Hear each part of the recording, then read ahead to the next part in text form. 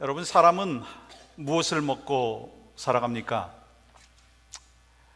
우리의 육신은 음식을 먹고 생명을 유지하죠. 근데 우리의 영혼은 음식으로 채워지지 않는 거예요. 그러면 우리의 영혼은 무엇으로 채워집니까? 행복과 보람을 먹고 성장을 하더라고요. 그러면 행복과 보람은 언제 누릴 수 있습니까? 우리가 누군가를 사랑을 할 때, 그리고 누군가를 위해서 의미 있는 일을 할 때 참 우리에게 행복이 오고 의미 있는 인생을 살아가게 됩니다. 특별히 우리 크리스찬들에게 있어서 그 중심에는 하나님께서 각자에게 맡겨주신 사명이라는 것이 있죠. 우리는 하나님의 사랑을 품은 자로서 우는 자들과 함께 울고 즐거워하는 자들과 함께 즐거워하고 서로 사랑하고 용서하고 축복해 주면서 참된 기쁨과 또 보람과 행복을 누리게 됩니다. 여러분, 이러한 삶은 단지 선행을 넘어서 우리의 신앙을 더욱더 깊게 하고 풍성하게 만들어주죠. 그것을 우리가 어떻게 할 수 있느냐면 이 사도 바울의 그 삶을 통하여 증거가 되는 것을 보게 됩니다. 그는 이 편안한 삶보다는 고난을 선택을 했어요.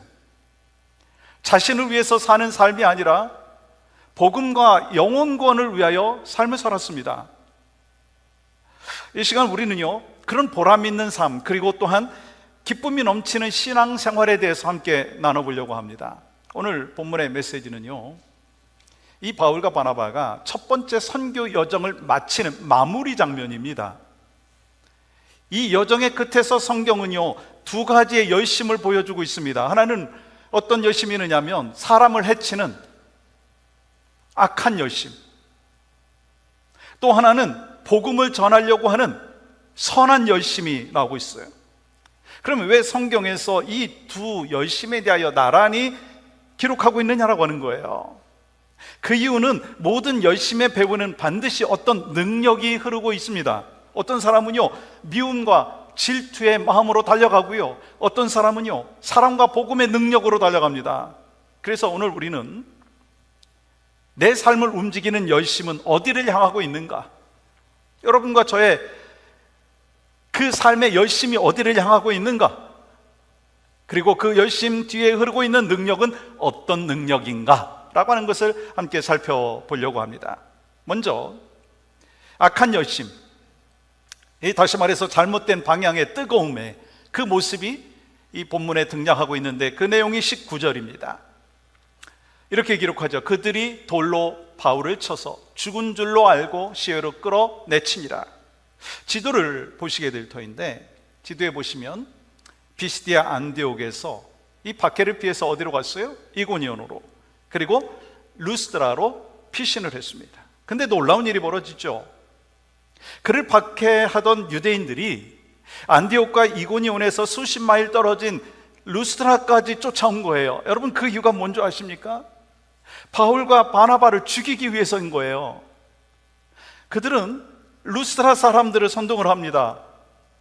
그러자 얼마 전까지만 해도 날 때부터 걷지 못하던 자가 일어난 그 모습, 일으킨 이 바울과 바나바에게 절하면서 제사를 드리려고 했던 사람들이었는데, 이제는요, 바울에게 돌을 던지는 거예요. 결국 바울이 어떻게 됐습니까? 필성이가 되어가지고 사람들에게 죽었다고 여기질 만큼 맞고 쓰러져 있습니다. 여러분, 도대체 뭔 일이 일어났느냐라고 하는 거예요. 그 사이에 뭔 일이 일어났습니까? 그 짧은 시간에 루스드라 사람들의 마음을 뒤집을 만큼 유대인들의 열심은요, 집요했습니다. 바로 이것이 잘못된 열심이라고 하는 것이죠. 그들은 나름대로 시간과 체력과 감정을 다 쏟았어요. 근데 뭐가 잘못됐느냐면 방향이 잘못된 거예요. 목적이 왜곡된 열심은요, 사람을 살리는 대신에 사람을 죽인다라고 하는 거예요. 여러분, 열심이 중요한 게 아니에요. 우리가 열심히 뭔가 한다라고 하는 거 의미 있는 일이죠. 그러나 그게 중요한 것이 아니라 정말 내가 사람을 살리는 열심인가? 죽이는 열심인가? 공동체를 살리는 열심인가? 죽이는 열심인가? 라고 하는 것을 살펴봐야 된다라고 하는 것입니다. 진리를 거스리는 열심은요, 복음을 공격하는 가장 무서운 무기가 될 수 있다라고 하는 것입니다. 더 안타까운 것은 뭔지 아십니까? 그들이요, 하나님을 믿는 유대인들이었다는 사실이에요. 그들은 바울을 돌로 쳐서 거의 죽인 뒤에 아무 일 없다는 듯이 회당으로 돌아가서 예배를 드렸을지도 모릅니다. 겉으로는 경건해 보이지만 그들의 마음엔 시기와 살기로 가득했어요. 무슨 말입니까? 하나님의 뜻이 빠진 열심은요, 사람을 무너뜨리는 거예요. 예수님 당시 바리새인들도 마찬가지 아니었습니까? 그들은 하나님을 위한 열심이라고 하는 이름으로 예수 그리스도를 십자가에 못 박지 않았습니까? 그래서 하나님께서요, 선지자를 통해서 뭐라고 말씀하시느냐면 이사야서 1장 13절 말씀 보시면 이렇게 기록합니다. 헛된 재물을 다시 가져오지 말라. 성애와 아울러 악을 행하는 것을 내가 견디지 못하겠노라. 우리가 가져야 될 참된 열심은 하나님의 마음을 닮은 열심이고요, 사람을 살리고 공동체를 세우는 열심이 되어야 한다는 거예요. 근데 여러분, 오늘 본문에는 악한 열심만 있는 게 아니에요. 그와는 정반대 열심, 곧 성령님께서 일으키시는 선한 열심, 성령님께서 일으키시는 선한 열심이 등장하고 있습니다. 20절 말씀 보시면 이렇게 기록하고 있죠. 이튿날 바나바와 함께 더베로 갔어. 여러분, 이 장면이 참 놀라운 장면인 것을 여러분이 아셔야 돼요. 이 바울은 방금 전까지만 해도 돌에 맞아서 죽는 줄 알았습니다. 그런데 바로 그 다음날 그는 다시 복음을 전하러 길을 떠나는 거예요. 여러분, 혹시 교통사고 당해보신 적이 있어요? 교통사고 당한 날보다 다음 날이 더 아파요. 근데 지금 돌에 맞아서 죽는 그 상황인데 그 다음날 다시 복음을 전하러 떠났다라고 하는 거예요. 제가 전에 테니스를 칠 때가 있었는데 그때 상대편에서 강한 서브를 넣었는데 제가 그걸 받지 못하고 제 이 팔목에 그 공이 맞았어요. 그때 제가 악 하는 소리가 나오더라고요. 제가 설교 준비를 하면서 이 바울이 테니스 공과는 전혀 비교가 안 되는 날카로운 돌인데 사람들의 분노와 함께 날아왔다면 얼마나 심각한 상황이었을까라고 하는 생각을 해봤어요. 여러분, 이 어떻게 바울이 그 다음날 일어나서 복음의 현장으로 나갈 수 있었겠습니까? 여러분, 이거는요, 인간의 의지와 능력으로 설명할 수 있는 장면이 아닙니다. 그의 열심은 성령님께서 일으키신 선한 능력이었다는 것이죠. 여러분, 이 장면을 생각해 볼 때 이 사도행전 7장에 나오는 그 스데반이 떠올려지더라고요. 여러분, 스데반이 죽을 때 사울이 증인으로 서 있고 그의 죽음을 기뻐하면서 돌 던진 사람들의 옷을 맡아주었던 사람이 아닙니까? 그날 사울은요, 돌 던진 자들의 그 편이었습니다. 근데 지금은요, 그는 돌에 맞아서 피투성이가 되어서 스데반처럼 쓰러져 있습니다. 그가 전에는 복음을 전하는 자를 향하여 돌을 던졌는데 이제는 복음을 전하다가 돌에 맞은 상황이 되었다는 거예요. 그러면 어떤 변화로 인하여 이렇게 가능하게 되었느냐라고 하는 것입니다. 그에게는요, 세상이 줄 수 없는 힘, 성령이 주시는 열심이 불타고 있었다는 것입니다. 그러면 여러분과 저는 어떨까요? 우리는 어떻습니까? 조금만 불편해도 쉽게 흔들리는 그런 모습이 있지 않습니까? 사소한 어려움에도 더 편한 길을 택하려고 하는 모습이 솔직히 우리한테 있지 않습니까? 우리가 믿음의 길을 걸어가다가 보면 때로 돌이 날아올 때가 있어요. 혹시 돌 맞아 본 적이 있습니까? 그 돌은 때로 비난의 돌, 조롱의 돌 날아오고 그래서 맞을 때도 있어요. 때로는 오해와 편견의 돌, 배신이라고 하는 날카로운 돌이 와가지고 마음을 아프게 할 때가 있습니다. 냉대와 무관심이라고 하는 돌이 우리의 마음을 흔들어 놓을 때가 있다고 하는 거예요. 그럴 때 우리가 어떻게 해야 되겠습니까? 바울처럼 주님 바라보면서 스데반처럼 용서하면서 사명을 붙잡는 마음이 있어야 되는 거 아니겠습니까? 그 믿음이 있을 때 우리는 진정한 복음의 일꾼으로 서게 되는 줄 믿습니다. 그뿐 아니라 바울은 자신이 돌에 맞았던 루스드라로 다시 돌아가요. 여러분, 그곳은요, 그를 돌로 쳐가지고 거의 죽게 만든 도시인 거 여러분 아시죠? 상식적으로는요 도저히 이해할 수가 없는 일입니다. 그런데 바울은 그곳 사람들조차 포기할 수 없기 때문에 피투성이 몸을 이끌고 다시 그곳으로 들어갔습니다. 그들을 구원하기 위한 사랑과 복음의 열정이 그를 멈추지 못하게 만들었다는 거예요. 21절 말씀 보시면 이렇게 기록하고 있죠. 복음을 그 성에서 전하여 많은 사람을 제자로 삼고 루스드라와 이고니온과 안디옥으로 돌아갔어. 지도를 보시게 될 터인데, 지금 이고니온, 루스드라 그 옆에 보시면 다소라고 하는 곳이 있어요. 사실 복음을 전하다가 상처 입고 핍박을 받고 정말 죽을 그 지경이 됐으면 어떤 마음이 들겠어요? 아유, 이제 뭐 내 고향으로 돌아가서 그냥 편히 쉬면 좋겠다라고 하는 마음이 있잖아요. 그래서 그냥 다소로 갈 수도 있었는데, 그는 자신들을 반대하고 핍박하고 돌로 쳐 죽이려고 했던 도시로 다시 돌아가는 거예요. 왜일까요? 왜 그런 일을 하느냐는 거예요. 그곳에는 자신이 복음으로 세워진 제자들이 있어요. 이제 막 믿음을 시작한 새 가족들이 있는 거예요. 그들의 믿음을 굳건하게 세우기 위해서, 사명 감당하기 위해서 복음 때문에 다시 그 죽음을 무릅쓰고 위험한 길을 선택했다라고 하는 것입니다. 그의 열심은 두려움을 이겼고요, 사람들의 미움을 녹여버렸고요, 복음을 방해하는 모든 장애물을 넘는 담대함이 있었다는 거예요. 이것이 바로 성령님께서 주시는 선한 열심이고 성령님의 능력이고 하늘의 능력이라고 하는 것입니다. 여러분, 믿음의 길 솔직히 결코 쉽지 않습니다. 신앙의 길 결코 쉽지 않아요. 그 길에는 돌이 날라오고요, 때로 상처가 생기기도 하고요, 어려울 때가 있어요. 그런데 그럴 때일수록 성령님이 일으키신 선한 열심으로 다시 일어나기를 소망합니다. 상처를 두려워하지 아니하고 고난 속에서도 멈추지 않는 사람, 그가 바로 하나님의 사람이라는 거예요. 그럼 우리가 나눴던 이 메시지의 내용이 뭡니까? 열심의 배후에는요, 악한 능력과 성령의 능력이 있다라고 하는 사실 여러분 기억하시기 바랍니다. 오늘 본문에 보면은요, 악한 열심과 선한 열심에 대해서 나란히 나오죠. 겉으로 보기에는 둘 다 열심처럼 보입니다. 근데 그 배후에는 전혀 다른 에너지원이 있다는 거예요. 열심은 결국 그 안에서 흘러나오는 어떤 힘의 공급원이 있다라고 하는 것을 여러분 기억하시기 바랍니다. 만약에 악한 열심의 배후에 뭐가 있는지를 여러분 알기 위해서는 이 사탄의 공격이 무엇인지를 여러분 파악하셔야 돼요. 악한 열심의 배후에는요, 사탄의 세력이 있다는 거예요. 여러분, 유대인의 열심은요, 단순한 분노가 아니었어요.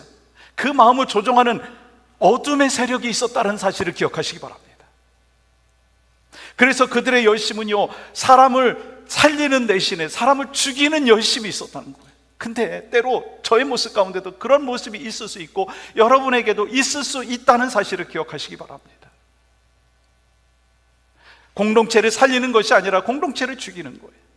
자녀를 살리는 것이 아니라 자녀를 죽이는 언행을 할 때가 우리에게도 있다라고 하는 거예요. 그때는요, 뭔가 나에게 공급원이 있는데 그것이 바로 세상이고 사탄의 세력이라고 하는 것을 기억하시기 바랍니다. 반면에 바울과 바나바의 선한 열심은요, 성령의 능력에서 비롯된 열심입니다. 하나님께서 주신 능력이 그들을 붙들었기 때문에 돌에 맞아가지고 쓰러지던 그 바울이 다시 일어나가지고 복음을 전하러 간다라고 하는 거예요. 그래서 바울이요, 이렇게 고백하잖아요. 빌립보서 4장 13절 말씀 같이 읽겠습니다. 시작. 내게 능력 주시는 자 안에서 내가 모든 일을 할 수 있느니라. 여러분, 그의 고백은 단순한 의지의 표현이 아닙니다. 성령님의 에너지가 자신 안에서 역사하고 있다라고 하는 믿음의 고백인 것이죠. 또 본문 20절에 바울이 일어나라고 하는 그 단어의 헬러의 원문은요, 아나스타시스, 부활이라고 하는 의미가 있습니다. 하나님께서 거의 죽은 듯 쓰러져 있던 바울을 부활시키듯이 일으켜 세워주셨다라고 하는 의미 있죠. 그렇습니다. 바울이 다시 일어난 것은 인간의 힘이 아니라 하나님이 주신 선한 능력, 곧 성령의 역사하심이라는 거예요.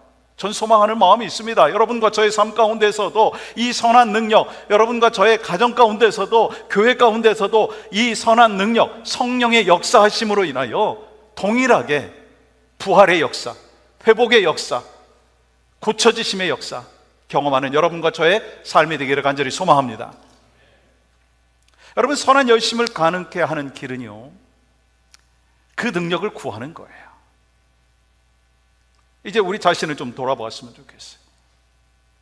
우린 누군가를 미워하거나 막 해치려고 하는 악한 열심은 사실 없어요. 막 누구를 죽이고 싶다, 그런 열심 여러분 있습니까? 없죠. 거봐요.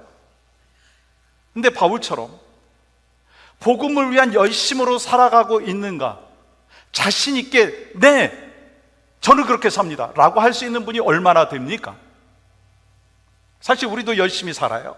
열심히 비즈니스 하죠. 열심히 공부도 합니다. 운동도 하고 자기 개발도 합니다. 그런데 그 열심의 방향은 대부분 내 자신을 향한 열심이라는 거예요. 내 성공, 내 행복, 내 안정, 내 만족을 위한 열심이라는 거예요. 그렇다면 하나님께서 우리에게 향하신 그 열심이, 우리를 향하여 뜻하신 그 열심이 그런 열심일까요? 디도서 2장 14절 말씀 보시면 이렇게 기록합니다. 우리로 선한 일을 열심히 하는 자기 백성이 되게 하려 하심이라. 하나님이 우리를 구원하신 목적은요, 나를 위한 열심이 아니라 주를 위한 열심으로 살게 하기 위함이라고 하는 것을 말씀하시는 거예요. 근데 중요한 게 뭔지 아십니까? 선한 열심은요, 선한 능력이 없이는 불가능하다고 하는 거예요. 우리 안에는요, 하나님을 향한 선한 열망이 있잖아요. 기도하고 싶고, 말씀 읽고 싶고, 또 예배하고 싶고, 용서하고 싶고, 사랑하고 싶어요. 그런데 현실 속에서 잘 안 되더라고요. 왜요? 능력이 부족하기 때문에. 같은 교회 다니면서도 마음의 문이 닫혀져 있는 경우가 있지 않습니까? 용서해야 된다는 거 다 알면서도 그게 쉽지 않아요. 사랑하고 싶고, 하나 되고 싶고, 남편을 막 세워주고 싶고, 아내를 정말 사랑하고 싶고, 자녀를 축복하고 싶고, 성도들과 정말 하나 된 모습으로 아름다운 공동체를 세우기를 원하는 마음 다 있습니다.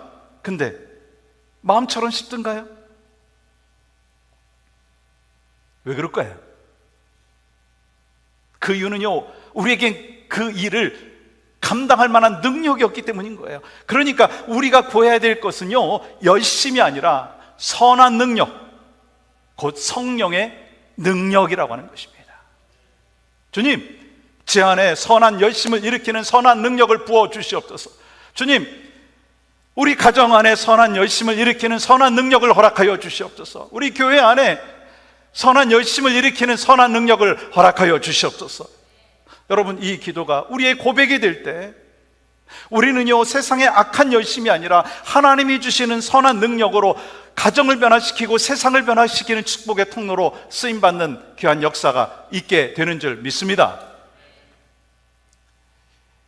보네포의 고백, 선한 능력으로라고 하는 그 삶의 스토리가 있습니다. 여러분, 보네포 목사님 아시죠?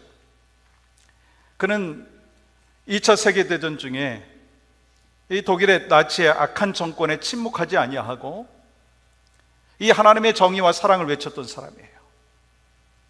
그는 죽음이 다가오는 위기의 순간 속에서도 두려움보다는 하나님의 선한 능력을 신뢰했고, 감옥에서 이 가족에게 마지막 시 한 편을 보냅니다. 그 시가 바로 우리가 잘 알고 있는 찬양의 가사 다음 내용이죠. 선한 능력에 고요히 감사요, 그 놀라운 평화를 누리며 믿음으로 그 길을 걷습니다. 주 언제나 나와 함께 계시네. 그는 자신의 길이 고난의 길인 줄 알았지만 그 길에서 참된 보람과 기쁨을 경험했어요. 그가 죽음 앞에서도 평안을 누릴 수 있었던 이유는요, 하나님이 원하시는 일을 기꺼이 선택했기 때문인 것입니다. 그의 삶은 우리에게 말해줍니다. 보람과 행복은 환경이 아니라 하나님의 뜻을 따라 사는 그 길에서 찾아온다고. 그는 결국 순교했어요. 그렇지만 끝까지 붙잡고 있었던 믿음이 있었습니다. 선한 하나님의 능력이 나를 둘러싸고 있다. 하나님의 선한 능력이 나를 둘러싸고 있다.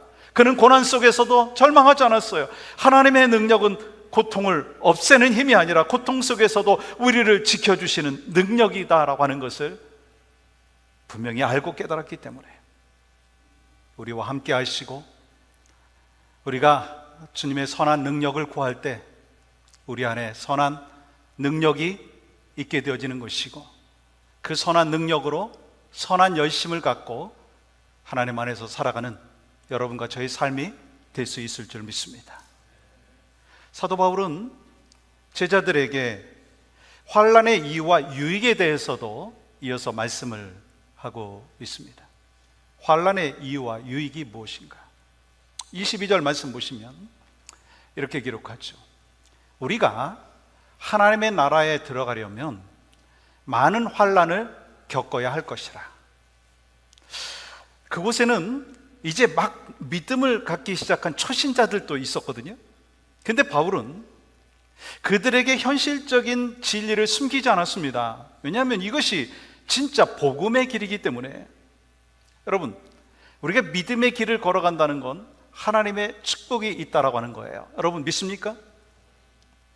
믿음의 길에는 축복이 있지만 그 축복은 편안함만을 말하지 않는다라고 하는 것입니다. 초대교회 성도들은요, 믿음을 지키기 위해서 수많은 고난을 견뎌야 했습니다. 때로 조롱을 받았어요. 핍박을 받았습니다. 채찍질이 있었어요. 가둠의 어둠 속에서도 헐벗고 굶주리는 그 삶의 모습이 믿음을 지키면서 걸어갔던 그 삶의 모습이었습니다. 그리고 그들의 순결한 믿음 위에 오늘 우리가 누리고 있는 교회의 터전이 세워진 거 아니겠습니까?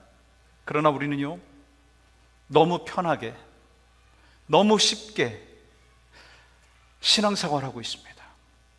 하지만 역설적으로 지금 이 시대는요, 믿음을 지키기가 더 어려운 시대가 되어버렸어요. 왠지 아십니까? 사탄은요, 핍박이 아니라 유혹으로 우리를 무너뜨린다는 거예요. 우리 아이들에게 핍박이 아니라 유혹으로 아이들의 신앙을 무너뜨린다라고 하는 것입니다. 달콤한 거짓과 교묘한 속임수로 우리의 마음을 흔들어 버린다는 거예요. 여러분, 이런 세상 속에서 참된 믿음을 지키는 것, 그것이 우리가 감당해야 되는 사명 아닙니까? 그래서 예수님께서 요한복음 16장 33절에서도 이렇게 말씀하고 있습니다. 세상에서는 너희가 환난을 당하나 담대하라, 내가 세상을 이겼노라. 주님은 믿음이 있으면 고난이 없어질 것이다, 예수 믿으면 고난이 없어질 것이다, 그렇게 말씀하지 않았어요. 주님이 뭐라고 말씀하셨어요? 내가 너희에게 믿음을 주는데 믿음이 있을 때 고난을 이길 수 있는 능력이 있다라고 하는 것을 말씀하시는 거예요. 사도 바울도 빌립보서 1장 29절에서 이렇게 말하죠. 그리스도를 위하여 너희에게 은혜를 주신 것은 다만 그를 믿을 뿐 아니라 또한 그를 위하여 고난도 받게 하려 하심이라. 디모데후서 3장 12절에서도 이렇게 말하고 있습니다. 무릇 그리스도 예수 안에서 경건하게 살고자 하는 자는 박해를 받으리라. 그렇습니다. 믿음의 길은 언제나 환난의 길과 함께 이어진다는 거예요. 그러면 이런 질문을 할 수 있습니다. 왜 하나님께서 우리로 하여금 그런 환난을 겪게 하시느냐? 아니, 하나님이 그렇게 우리를 사랑하시면서 왜 우리에게 환난이라고 하는 것, 고난이라고 하는 것을 주시느냐라고 할 수 있죠. 여러분, 본문에서 말하고 있는 많은 환난은 헬라어로 플립시스라고 하는 그 단어로 번역이 되어 있는데 어떤 의미느냐면 눌림, 압박, 곡식의 껍질을 벗겨내는 과정이라고 하는 거예요.